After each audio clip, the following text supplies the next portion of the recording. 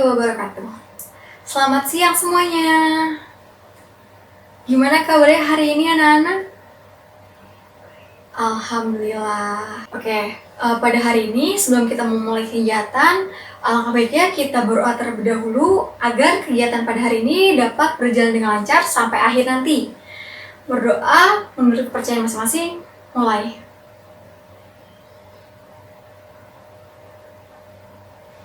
Berdoa selesai. Oke, sebelumnya kita perkenalan terlebih dahulu ya. Nama saya Lutfiat Wadawiyah dari Universitas Muhammadiyah Profesor Dr. Hamka, Prodi Bimbingan dan Konseling. Nah, pada hari ini kita akan membahas tentang bakat dan minat menggunakan metode SDL. SDL itu Self-Directed Learning. Apa itu SDL? SDL itu suatu pendekatan pembelajaran yang berpusat pada peserta didik. Jadi, anak-anak harus mencari tahu dan mempelajari materi terlebih dahulu secara mandiri. Nantinya kita akan membahas materi tersebut secara bersama-sama. Oke, sekarang silakan untuk mencari apa itu pengertian bakat, minat, dan lain-lainnya ya. Ibu tunggu.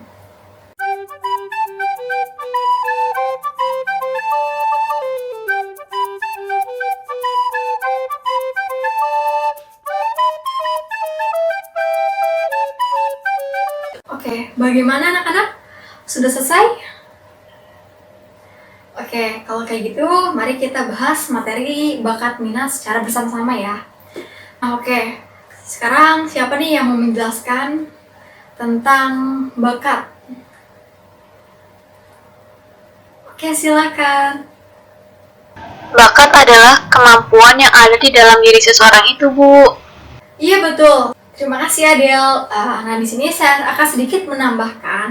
Jadi bakat itu merupakan kemampuan dasar untuk belajar dengan waktu yang relatif singkat atau pendek, tetapi hasilnya jauh lebih baik. Nah, bakat juga merupakan potensi seseorang yang sudah ada sejak ia lahir. Jadi bakat itu sudah bawaan dari diri dia. Terus bakat di sini dibagi menjadi dua, yaitu ada bakat umum dan bakat khusus. Bakat umum yaitu kemampuan yang berupa potensi dasar yang dimiliki oleh setiap orang. Nah, yang kedua ada bakat khusus. Bakat khusus itu merupakan kemampuan yang berpotensi khusus. Artinya, tidak semua orang memiliki ini, gitu. Contohnya, tadi kan namanya Adel dan Maya. Misalkan Adel berbakat pada bidang olahraga, sedangkan Maya berbakat pada bidang seni. Jadi bakat setiap orang itu berbeda-beda dan khusus kayak gitu. Nah, di dalam bakat khusus ini dibagi lagi menjadi 8, yaitu yang pertama bakat verbal. Bakat verbal itu bakat tentang konsep-konsep yang mengungkapkan kata-kata, yang diungkapkan melalui kata-kata.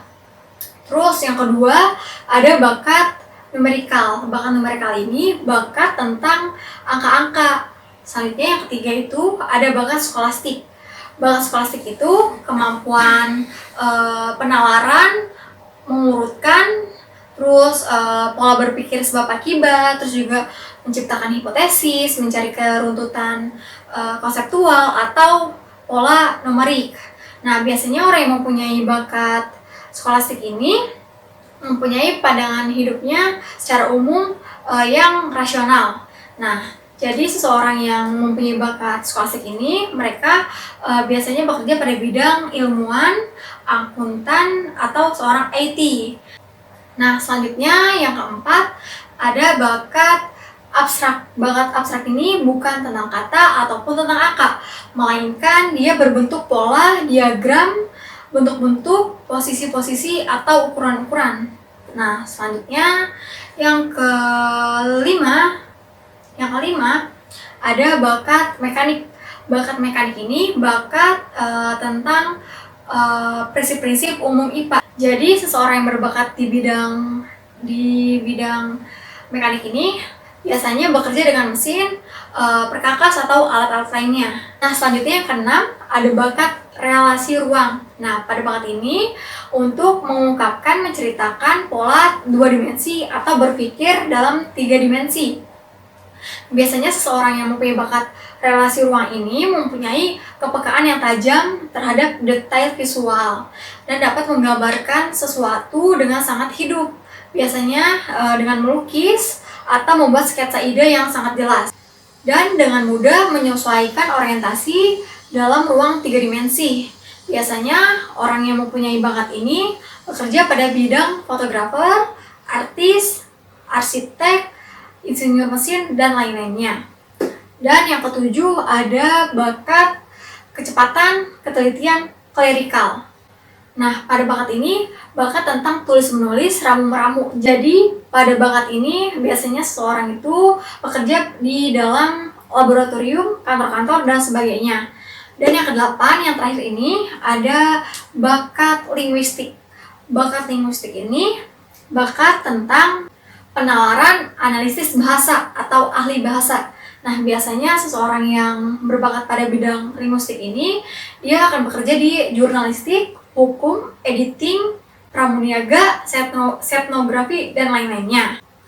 Nah, oke, selanjutnya kita membahas tentang minat. Apa itu minat? Nah, di sini siapa yang mau menjelaskan tentang minat? Oke, silakan Maya. Ya.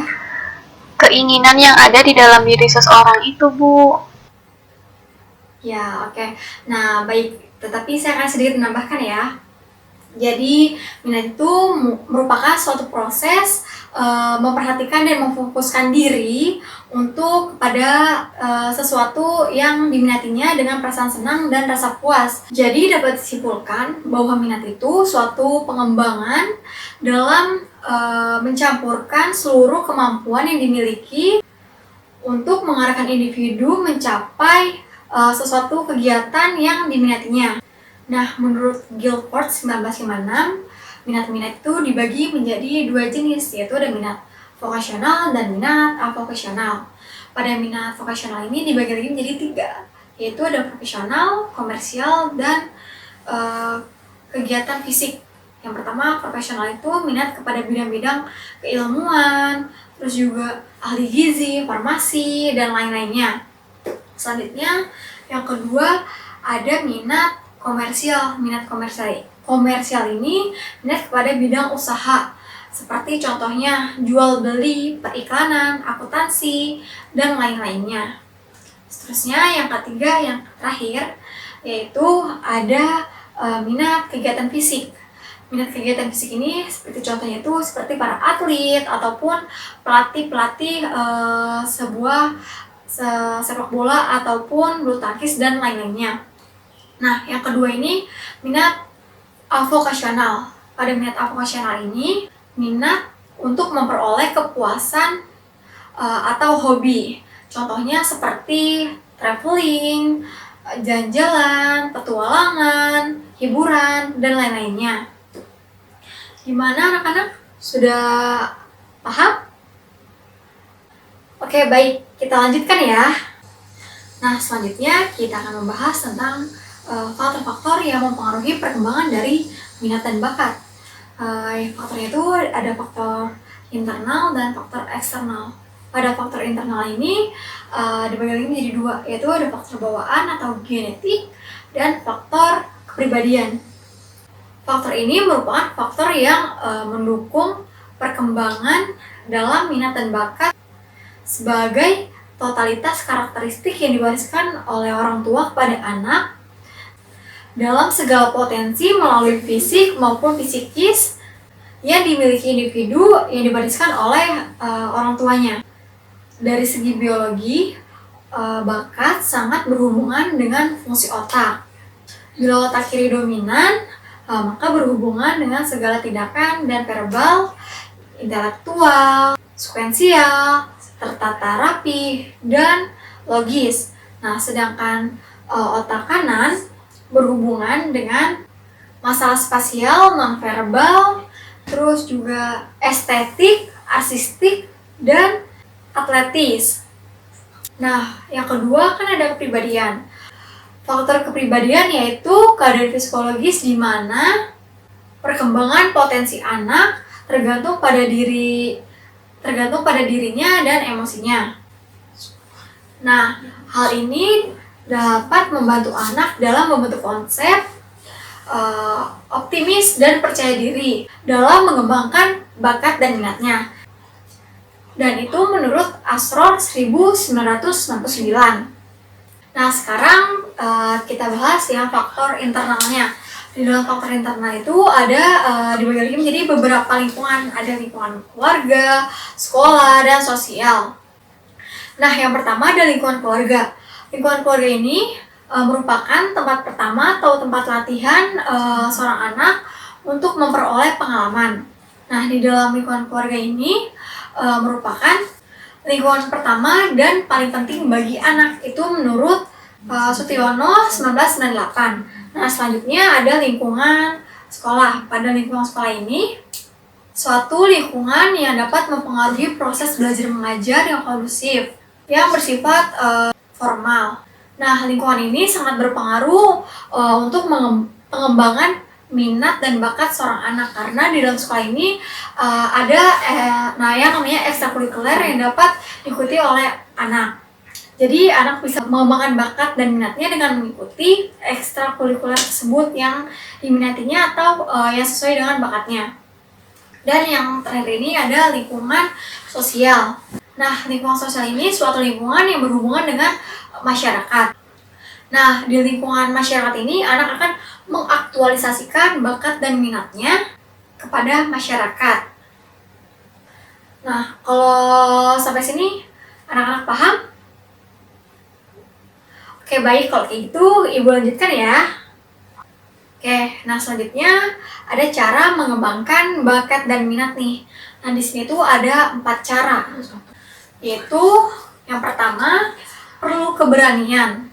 Nah, perlu keberanian ini karena kita perlu keberanian untuk menghadapi segala tantangan atau hambatan yang ada di kemudian hari nanti. Nah, contoh kendala itu baik kendala fisik maupun psikis atau kendala-kendala lainnya yang ada di kemudian hari. Nah, keberanian akan memampukan kita untuk melihat jalan keluar berhadapan dengan berbagai kendala yang ada. Dan bukan sebaliknya, membuat kita takut dan lari dari masalah dan tidak bertanggung jawab atas permasalahan yang sedang kita hadapi. Jadi, keberanian ini diperlukan untuk membangun mental kita untuk siap atau berani untuk menghadapi berbagai kendala yang ada di kemudian hari. Untuk bertanggung jawab juga menyelesaikan permasalahan yang kita hadapi. Nah, yang kedua, perlu didukung dengan latihan. Latihan adalah kunci dari keberhasilan.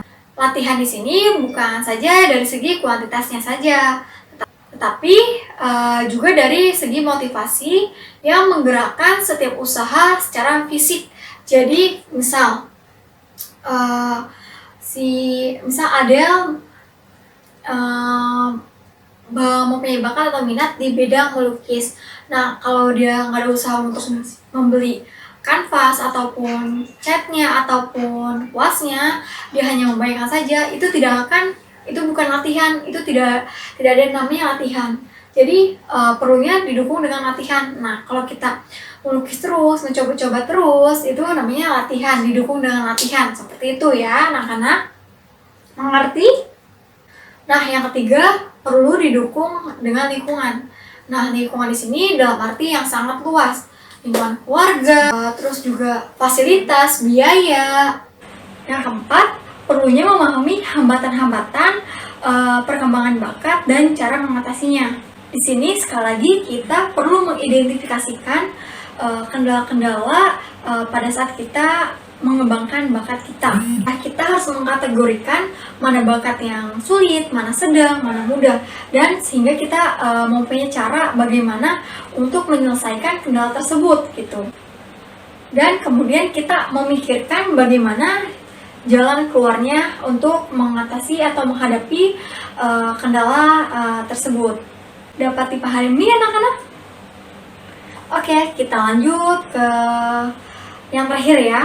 Nah, yang terakhir ini kesesuaian bakat dengan cita-cita atau karir.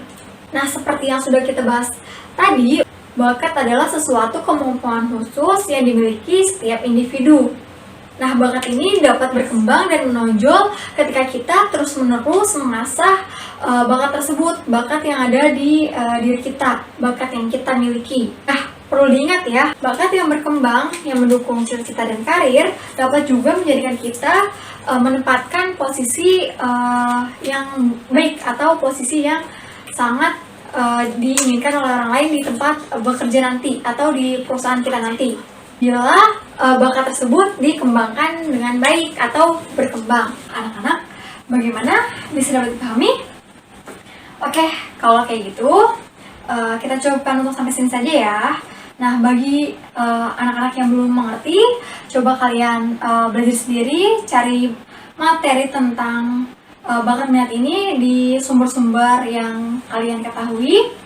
Coba kalian pahami sendiri, dan minggu depan kita akan mereview kembali pembelajaran pada hari ini. Oke? Baik? Bagaimana anak-anak? Setuju? Semoga dapat bermanfaat. Kurang lebihnya mohon maaf. Wassalamualaikum warahmatullahi wabarakatuh.